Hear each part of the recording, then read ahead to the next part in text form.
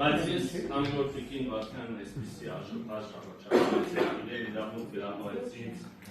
մոտարվել, տիկին վարդան, ես ուզում եմ հրահանգային ասել, ձեզ չեմ մերատում, անձամբ ձեզ, ոչ մի բանի մեջ չեմ մերատում, որտեղ դուք անկեղծորեն հավատում եք, որ դուք ճիշտ եք, ճիշտ ակասխանա,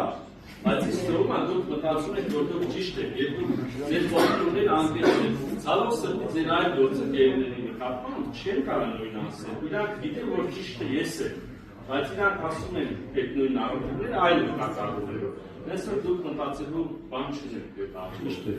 Հիմա ասենք